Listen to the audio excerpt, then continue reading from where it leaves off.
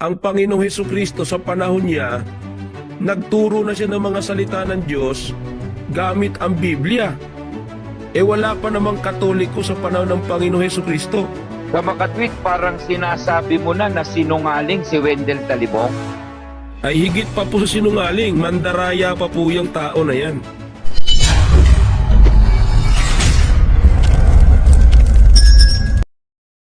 Iyon, mga kapatid, ramdam na talaga ang galit nitong mga kaanib ng Iglesia ni Kristong Tatag ni Felix Manalo.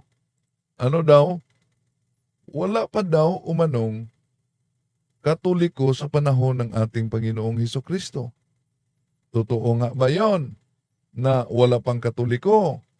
Di po ba ang sabi mismo ng kanilang ministro? Mali po ang pagkaunawa nitong si Talibong. At ang Iglesia Katolika bilang isang organisasyon o samahang pangrelihiyon, yan po ang organisasyon. Pagka sinusi pabalik, yan ang dating Iglesia ni Kristo. Yan ang dating Iglesia ni Kristo. Yan ang dating Iglesia ni Kristo. Hindi po totoo yan. Mali po ang pagkaunawa nitong si Talibong. Talaga pong ang Iglesia Katolika Apostolika Romana, talaga pong sa pasimula, yan ang Iglesia ni Kristo. Yan. Kung ang Iglesia Katolika talagang sa pasimula, yan ang Iglesia ni Kristo. At kung sinabi nito mga revealers na sa panahon ng ating Panginoon Kristo, anong panahon yon? Unang siglo. Wala pang Katoliko. Paano ngayon?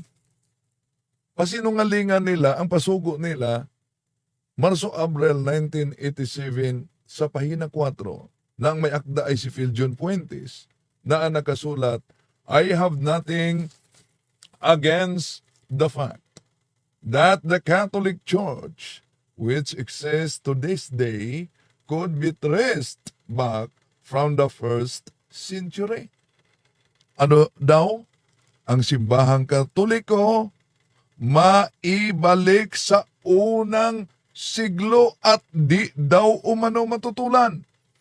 Dahil di natapos ang ating pagsagot sa The Revealers, ating ipagpatuloy ito ngayon. Samahan ninyo ako. Kasi kalingan, pag palaging inulit-ulit ay magmukha talagang katuhanan para sa ating mga kapatid na kulang ang kaalaman.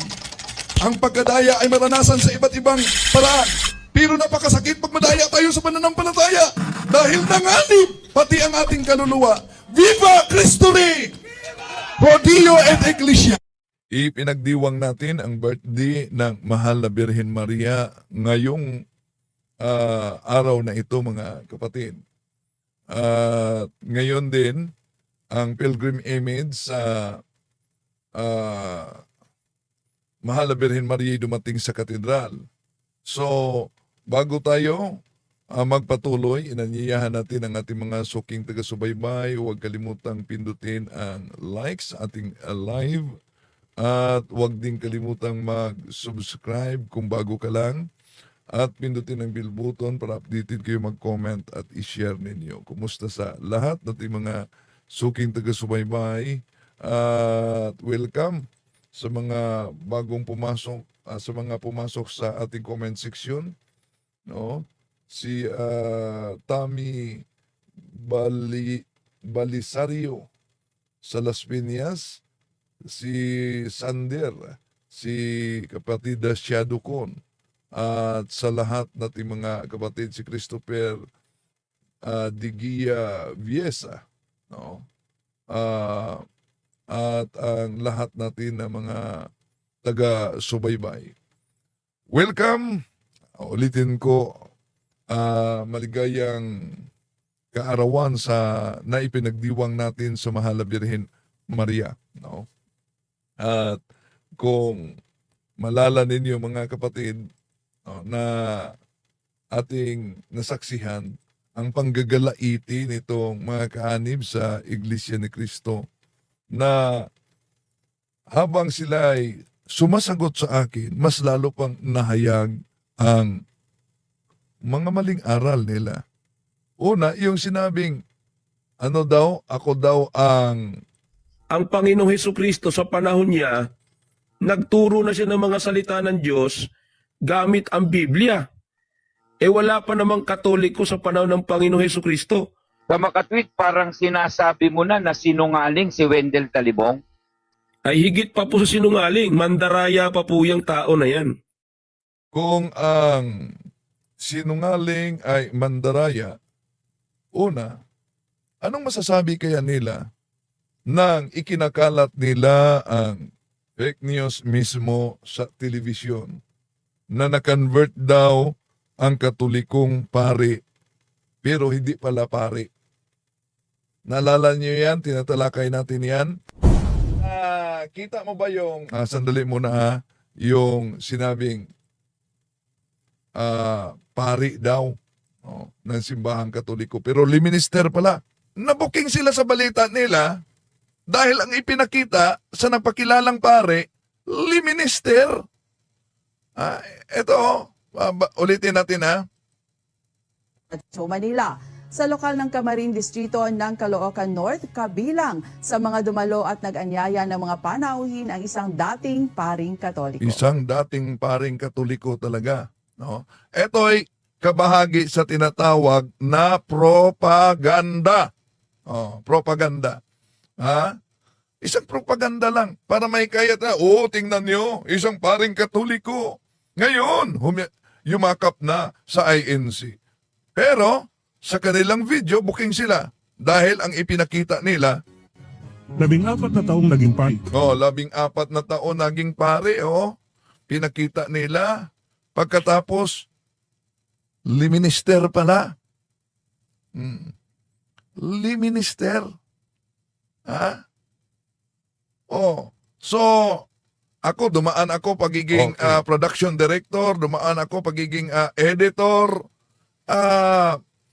nagiging inosente siguro ang kanilang editor-in-chief dito na ipakita ang kasuotan niya na liminister. Dapat ang ipinakita nila yung nakasuot siya ng abito at istola tulad sa pagpunta sa kapelya. Yan, nabuking sila yan.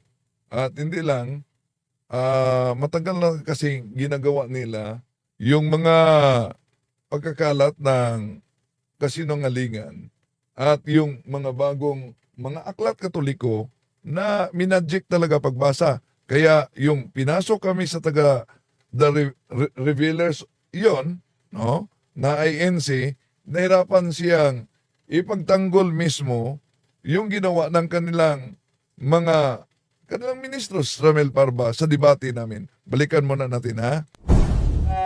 Kita mo ba yung debate namin ni Ramel Parba, bro? Dahil sa debate, di ba sinabing, nandaya ako at tampered ang gamit ko. Nakita mo ba yon? Ito lang. Bro? Dahil napanood mo yung debate yan, sabi ni Parba, nandaya daw ako. Napanood mo itong aklat na ginamit ni Parba. Parinig ko sa inyo, ha? Ito, Pero ang mastermind, patuloy sa inyong libro, gusto na mo, altogether fantastic to say that the revolt beginning. Altogether fantastic to say that the revolt beginning. narinig mo ngayon na ginamit itong aklat na ito, How Did the Catholic Church? Anong sabi ni Parba? Altogether fantastic to say that the revolt beginning. Narinig mo ang sinabi ni Parba, the altogether fantastic to say that the remote beginnings. Bakit sinabi ni Parba, the altogether fantastic to say na ang nakasulat, Hard copy po. Yung makita niyo Anong po. hard copy? Maliit lang yan, hard copy. dalawa ito, oh. Ito, Ayan hard copy. Ito pa. Dalawa to. So, ito pakita ko. It is not altogether fantastic to say that the remote beginning of the Catholic Church go back to the terrible day when Lucifer flung against the heaven skies his banners of revolt. Ang The tanong page ito ko- ba dyan, do? Bakit Ayan na nga. pagbasa ni Parba, nawala na ang nat? Altogether fantastic to say that Bakit naputol yung nut? Pakisagot bro, bakit daw naputol yung nut? Nawala yung nut, magbasa? Yung nasa video po yun. O yung sa video, binasa niya. Yung maliit po ba yun? Oh, yung maliit. Parang nakita ko sa video, yung maliit, yung pinakita ni Bro Talibong, parang malaki po yun eh. Meron kang kopya, wala? Wala po. Ah, wala. Pareho lang, maliit. Wala. Maliit. Okay, pakita natin ang maliit, ha? Ito, maliit. Ito, maliit. Ang gusto niya. Oh, malinaw na nakasulat, it is not altogether fantastic to say. Parang di napansin nila paano nandaya ang kanilang ministro. Rinig mo na ang pagbasa ni Parba. Tanong, Oh. nang tinanggal ni Parba ang salitang nat, pandaraya yun? Hindi. Di ko lang po alam kung ano yung gamit yung aklat. Baka iba-iba po yung mga... Oh. Narinig ba niya yung pahayag ng the Revealers na binasa talaga ng the Revealers yung it is not altogether fantastic to see. Oh, narinig mo ba daw? Nabinasa ng The Revealers yan. Di ko alam kasi hindi naman ako araw-araw nanonood pa. At dumadaan lang sa TikTok, doon lang ako nakakapanood. Meron ka bang video ba Ravinder na binasa nila ba Ravinder? Yes. Way back. It is not altogether fantastic to say that the remote beginnings Balik. Ulit. way back.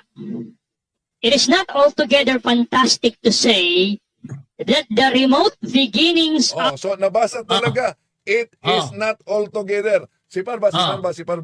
Pero ang mastermind, matubara sa inyong libro, gusto na mo, they altogether fantastic to say that the remote Yan. beginning So the altogether fantastic to Oh, see. ngayon. Pero sa the Revealers, way back. It is not altogether fantastic to say Ito ngayon, tanong ngayon dito bro. Sino ang nagsasabi ng totoo? Si Ramel Parbo o si Syriac ng The Revealers? Sagutin mo bro, sagutin mo. Yan, nagka-bookingan na sila dito kaya di na tayo magtaka kung bakit na nanggagalaiti talaga, no? Pero ating sasagutin ito mga kapatid dahil alam niyo naman na nauna nang tinatalakay natin ito, di lang na tapos yung kabuuan na pagribat natin. So, ipagpatuloy pa natin bukas din ako ang magtatapik. Eto, balikan muna natin mga kapatid, yung banat nila sa akin. Di naman detalyado ang nakasulat sa Biblia. Maliwanag po yun, Kuya Proton. Ano po yung masasabi po ninyo na hindi daw po dapat Bible alone at hindi naman daw lahat ay detalyadong nasa Biblia? Mali po yun, Kuya Robin. Sapagkat sa Biblia po, doon po nakasulat ang mga salita ng Diyos at may talata po tayo ng Biblia. Bago dyan, no? Kasinungalingan daw umano na hindi detalyado ang Biblia dahil ang lahat ng mga aral ay nasa Biblia.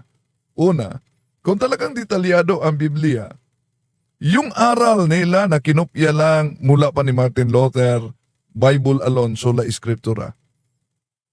Di ba, napansin ninyo na bawat doktrina nila may katumbas na salin ng Biblia.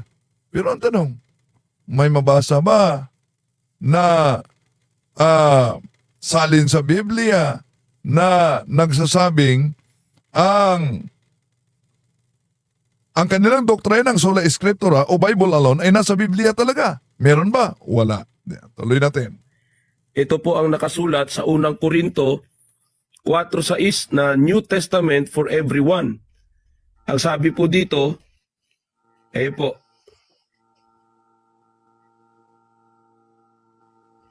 Basa po. I have applied all this to myself and Apollos because of you, my dear family, so that you may learn from us, as the saying goes, to go beyond what the Bible says, so that nobody gets puffed up in favor of one person and against another. Malinaw po, ang sabi po ng banal na kasulatan, huwag anya tayong magsasalita o magtuturo ng higit ng higit sa nakasulat sa Biblia o sinasabi ng Biblia. Kaya yung sinasabi ni Talibong, mali po yan. Nasasabi niya hindi detalyado ang Biblia. Kung pag-uusapan po pananampalataya at paglilingkod sa Panginoon Diyos, itinuro na po lahat sa Biblia. Yan, ginamit nila itong salin na ito, mga kapatid, ang the New Testament for everyone. Dahil may mabasa kasi letra por letra na Bible. Yan. Alam niyo na bawat doktrina nila may katumbas talaga na salin. Pero ang tanong, dahil sa paggamit nila nitong salin na ito, no, na the New Testament for everyone, dahil sa paggamit nila sa salin na ito, dahil may mabasa na Biblia, tinanggap kaya nila ang nakasulat dito? Bakit? Tinanggap ba nila ang the New Testament for everyone dahil may nakasulat na Bible sa 1 Corinthians chapter 4 verse 6? Ang tanong, ano nakasulat sa John chapter 1 verse 18 sa salin na the New Testament for everyone? Ito po ang ating mabasa, mga kapatid. Pansinin ninyo. Nobody has ever seen God. The only begotten God who is intimately close to the Father, He has brought Him to light. Yun ang mabasa natin sa salin na kanilang sinisipi dahil may mabasang Biblia. Di po ba? Batay mismo sa naturang salin, booking na sila dahil alam nyo naman na hindi sila naniniwala na ang ating Panginoon Jesucristo ay Diyos. Samantalang sa Juan Kapitulo 1, versikulo 8, wala pang taong nakakita sa Diyos kailanman. Ang bugtong na Diyos na sa kandungan ng Ama, siya ang naghayag sa Kanya. So napakalinaw yan, mga kapatid. Sandali nag-live pa lang ngayon ang sa punto por punto. Subukan natin. And then, baka malapit na din natapos. And then, bukas, yung kumpletong video nila, i-rebat natin punto por punto. Meron pa sila mga aklat Katoliko kasi na ginagamit. At yung mga aklat, pinag-chop-chop. At kahit pa, introduction sa Bible. So, ihayag natin yan. Isa-isa, mga mahal na kapatid, no? Chop-chop talaga nila. So, at least, aware kayo na yon ang kanilang mga ginagawa at i-forward ninyo sa mga kasama para di sila madaya. Sandali muna.